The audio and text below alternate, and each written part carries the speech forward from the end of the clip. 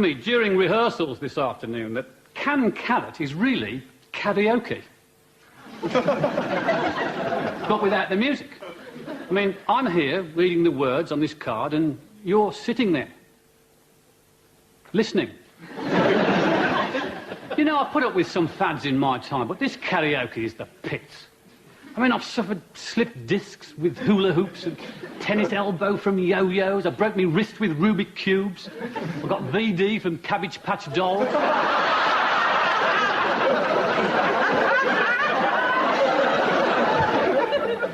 DDT from Cabbage Patch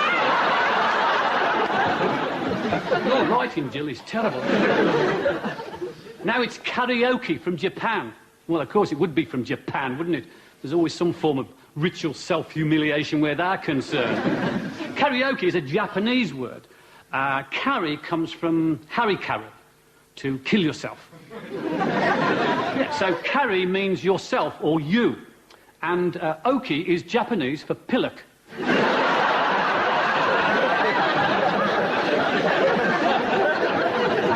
So it's you pillock.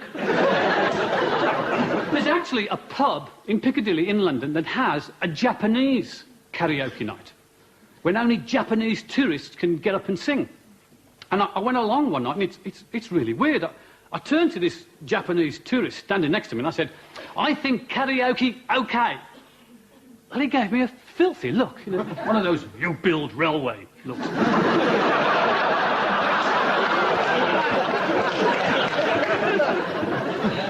And then I realised what I'd said was, "I think you pillock, okay?" Anyway, it was a great night. There were these Japanese belting out songs like "Bridge Over Troubled Waters," "Ray, Ray, dee, Ray," and of course the ever-popular "Pearl's a Harbour." Come on, I'm allowed one a show, come on. Every time I see karaoke, it reminds me of that TV programme called Stars in Their Eyes. It's hosted by Leslie Crowther, who introduces all these people who claim to look and sing like their favourite singers. There's been some great moments. I don't know whether you've seen it. There's the bloke who impersonated Sting by coming on and giving us a 3-hour lecture on the rainforest. And the Johnny Rotten lookalike who gobbed all over Leslie Crowther. And the Glenn Miller impersonator who never turned up. But we're actually getting to the stage now where the public are getting more famous than the stars. Have you seen You've Been Framed? Yeah?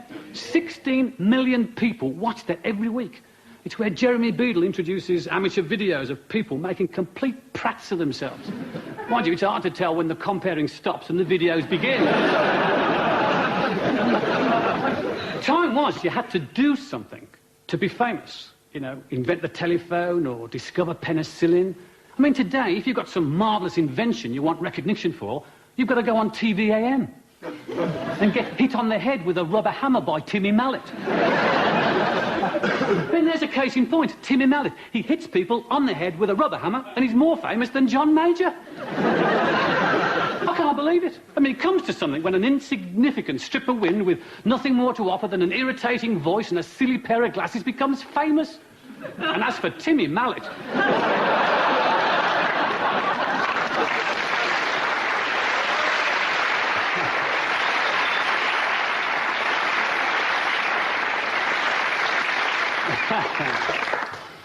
In a way, Andy Warhol was right. You know, one day everyone will be famous for 15 minutes. But fame it's like a drug, and once you've sniffed it, some people just keep coming back for more, you know? Take David Icke. What a career he's had. Ex-goalkeeper, snooker commentator, Green Party spokesman, and now son of God. It's a modest little claim, that. Just one step away from the big one. His other modest claim is he's come to save the world. Well, he saved bugger all when he played for Coventry City.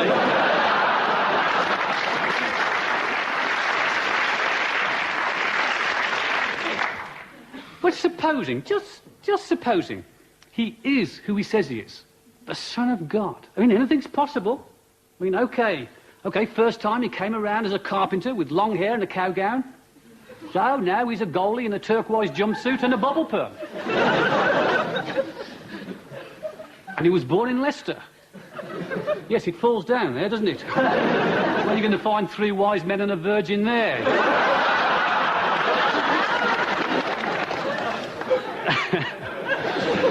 But it's still possible. And if it is true, just think what Christianity will be like in 2,000 years' time. I mean, for a start, it'll be called Ikeanity. I mean, you hit your thumb with a hammer and you'll be going, David Icke!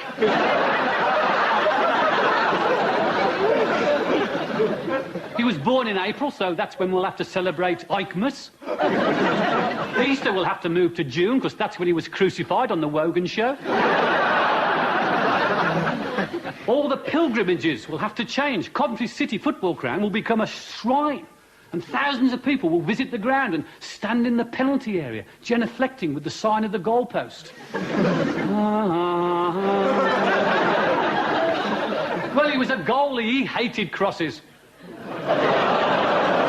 All right, 2 per show. OK. Then from there, they'll move on to the Crucible in Sheffield, where the Lord David preached the holy sermons of the Embassy World Snooker Finals, and the parable of how the mighty Alex the Hurricane was slain by Jonathan the Parrot. You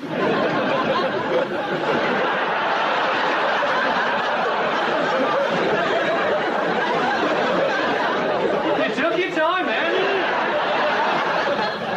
Church services will have to change a bit. The priests will all be wearing Adidas sweatshirts and goalie gloves, giving Holy Communion, a piece of meat pie washed down with a mug of Bovril.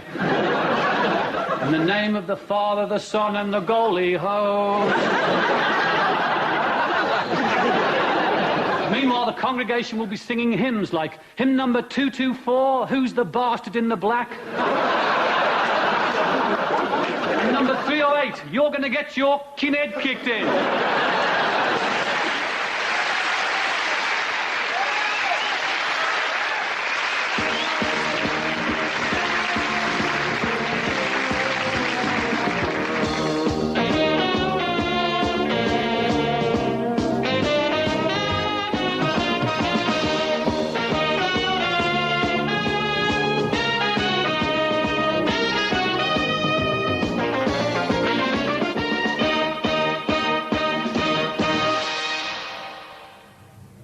I don't know what you're getting so worked up about.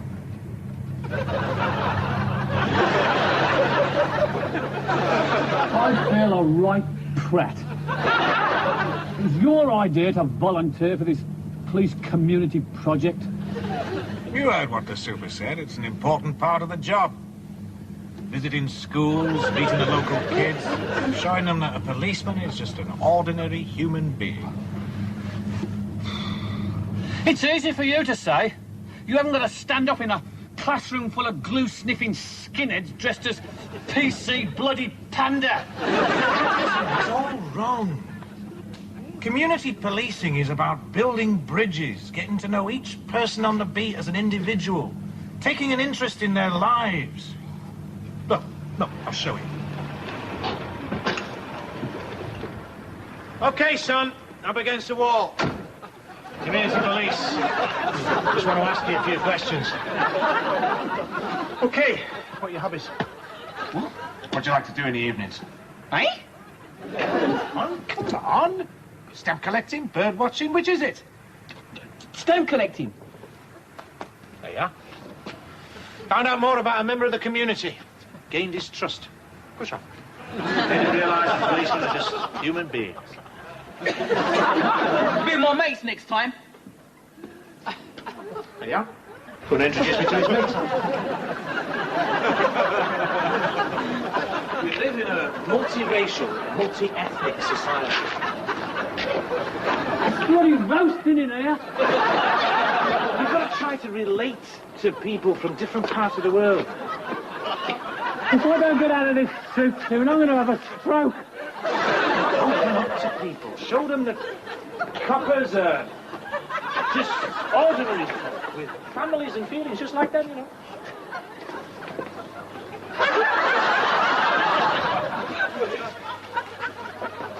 Community police. this woman? It's his wife, Brenda.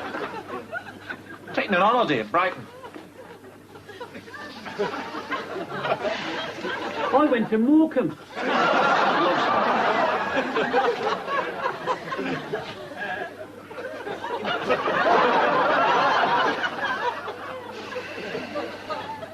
Well, can't stand here chatting all day. Nice to meet you. Come on, Bob.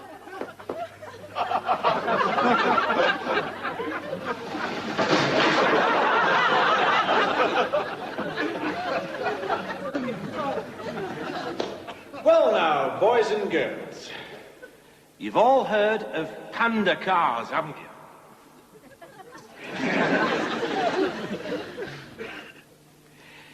But what would we expect to find in a panda car? A pig.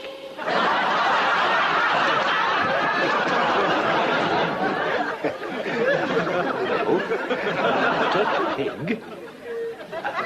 Panda. So, here he is. Come in, PC Panda.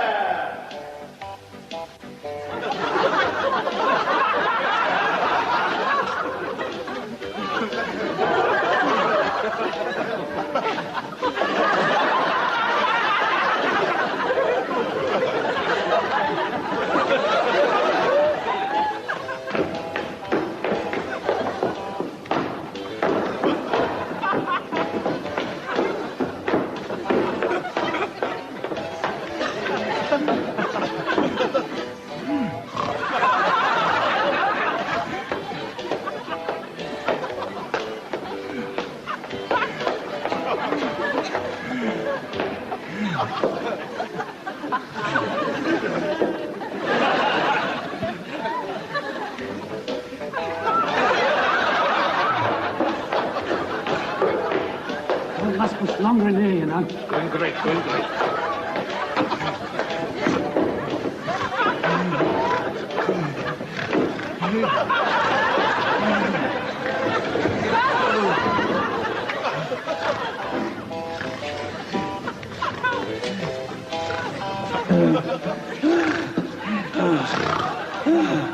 See? I told you it's a pig.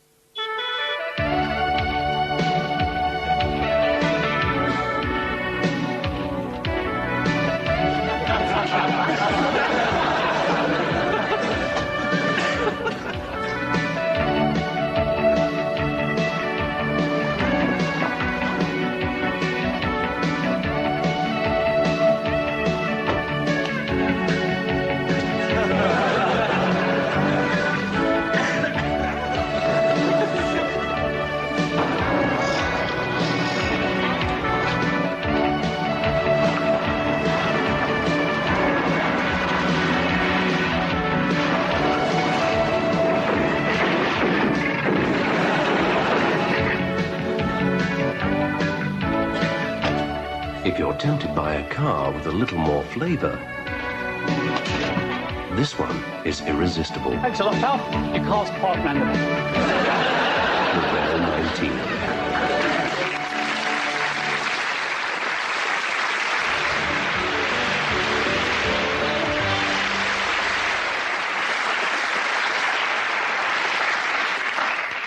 Have you ever been to a fondue dinner party? Well, you know, when 10 of you sit round a table breathing in paraffin fumes, staring at this metal cauldron in the middle of the table while it spits great gobs of boiling fat. And your aunt with a skewer, and on the end is a lump of bread and a cube of cheddarie. And you all stick them in the pan and the fat goes bananas and suddenly it becomes a do-it-yourself napalm kit. And then the hostess, whose bright idea it was in the first place, says, something smells nice. And you say, yes, it's my face.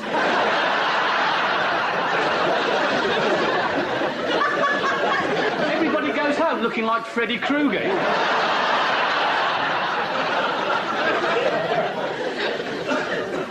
Have you been to a dinner party where you're all sitting around the table after the meal and everybody is talking to everybody else except you? Somehow all the people have drifted away from you and your observations on New Zealand embroidery patterns and you're left talking to yourself. Now, you don't want to wind up like Cliff Richard at a wife-swapping party. So you've got to get back into the conversation somehow. So you start to attract people's attention by saying outlandish things like, I ran over a water buffalo today, you know. A friend of mine claims he's eaten Archbishop Desmond Tutu. But you can't do it, can you? So you start playing with the lighted candle on the table. You know, you pick the wax, dribble down the side, and you start making models of sausages and phallic symbols and stuff. And you start to get those wooden toothpicks and you jab them into it and you start bodging the things back into the flame. You know, you can get quite a barbecue going after a while. And then you realise you're the absolute centre of attention. Because everyone's elbows are stuck to the tablecloth with molten wax. I often wonder how certain groups of people party. I mean, how do Jehovah's Witnesses celebrate? They don't drink, they don't smoke, they don't fornicate. I mean, they can't even play charades. I mean, what's the point? It's a book, the Bible. A magazine, Watchtower. It's a film, The Ten Commandments. No, the greatest story ever told. Yeah, you've got it. The ideal Jehovah's Witnesses party would be where they've got a large lounge and the host has erected 90 different types of doors with bells and knockers on. And the highlight of the party is when they knock on the door and someone lets them through. As a matter of interest, have you ever invited Jehovah's Witnesses into your home? It totally confuses them. You go, come in. They go, pardon? Come on in, let's talk. They go, oh, no, this is where you close the door and I put my foot in it. And when you do get them inside, they can't remember what to say. They're totally flummoxed, so it's your chance to brainwash them with your philosophies. I tell you, I've had them so confused, I've had them leaving the house smoking silk-cut, absolutely rat-arse. They've even been singing Black Sabbath backwards. It's when you look back, it seems parties go through fads and fashions, like everything else. I mean, right now we're going through a phase where every party you go to, the host has to make some kind of personal statement about his food and his drink. I mean, the buffet will be full of food. You just can't eat, you know, sushi, like raw stickleback. What's the else? Guacamole's pureed frog. I mean, Bombay mix. You come across that? It's basically the contents of the local Tandoori's Hoover bag.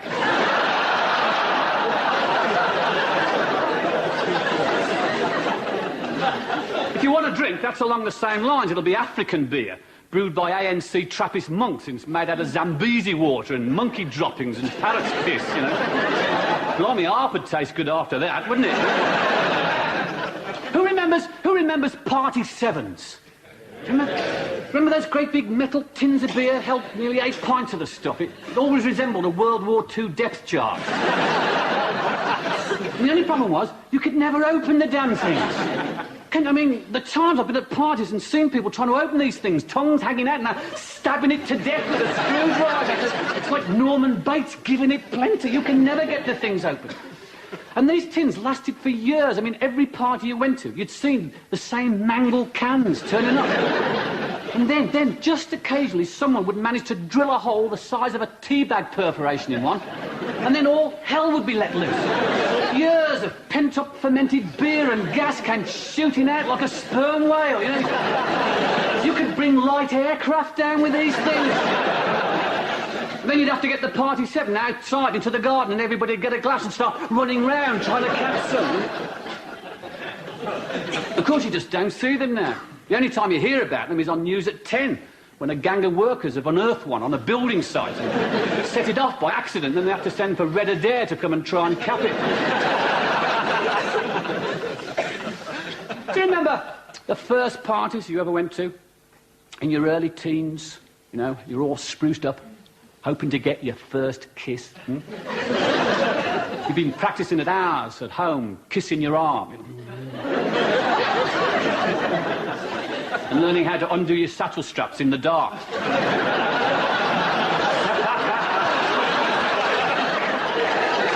Just in case you got lucky. I remember my first kiss. Cindy Braithwaite. Hey, it's not a real name, I've changed it to protect the guilty. You know. What a girl, a voluptuous brunette from Swanshurst Grammar. Year older than me.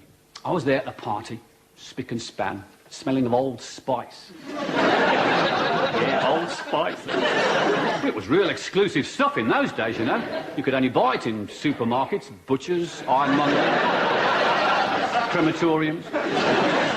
Anyway, we were playing Postman's Knock, and it was my turn to go into the kitchen with Cindy Braithwaite. I never knew what hit me. I mean, she turned the light out, and wham! I thought, blimey, she's trying to swallow me head.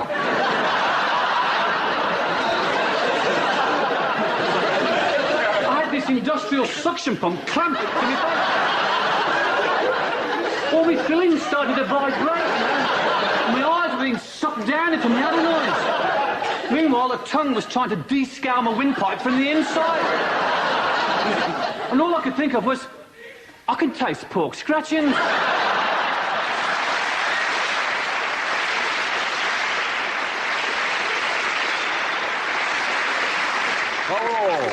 And welcome to DIY for You, the programme for all you do-it-yourselfers out there.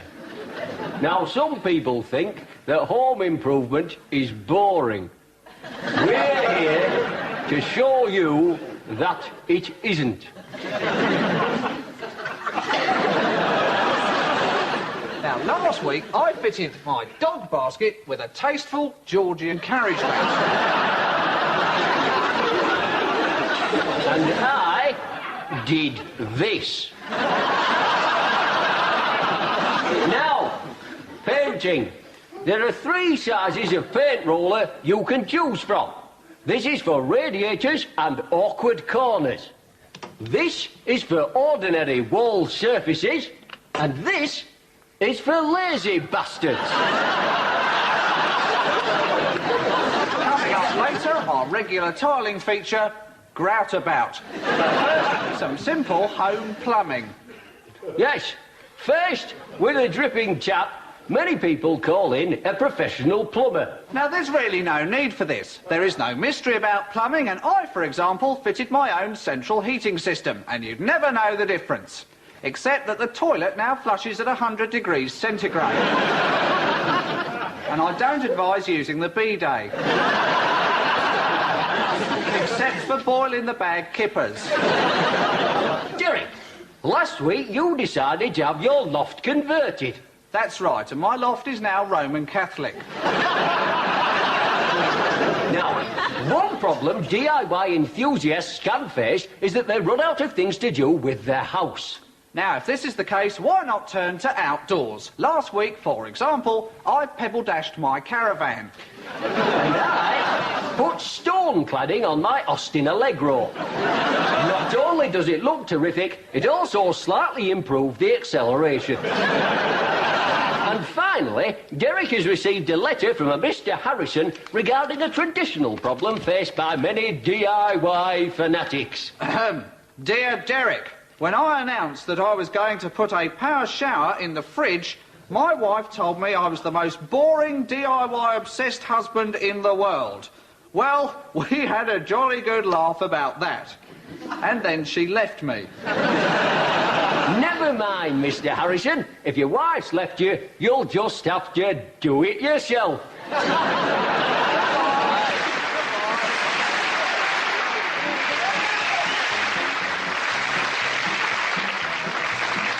This week, we take a look at the caring, highly qualified and supremely professional work of the fully trained ambulance man.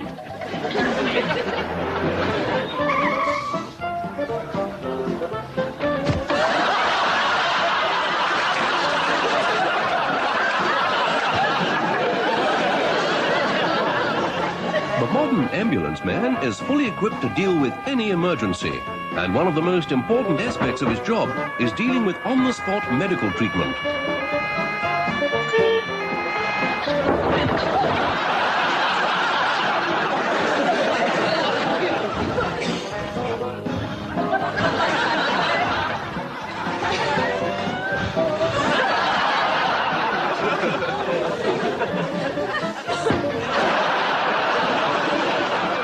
And of course, the one-man operator has to be both driver and navigator for the sometimes urgent journey to the hospital.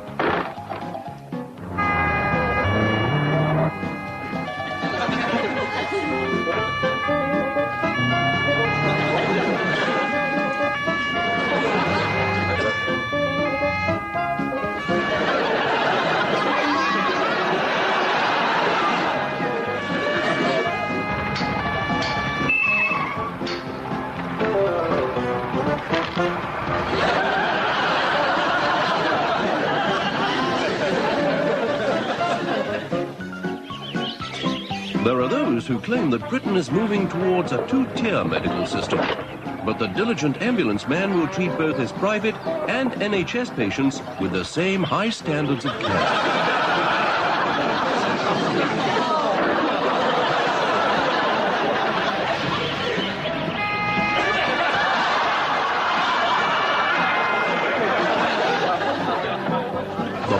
On NHS resources means that the ambulance man must make the best possible use of his facilities and equipment. Even if this does mean cutting corners occasionally.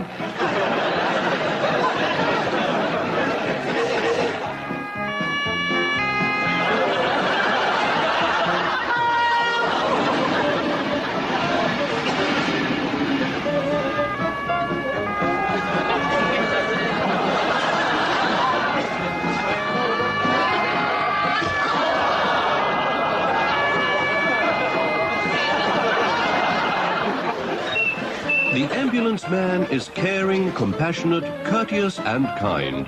And that's why he's one of the most highly respected members of the community, with a close circle of friends and admirers.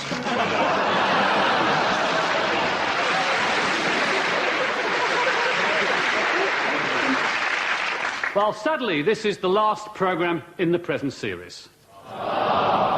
But the good news is that we've brought the series in on budget right down to the very last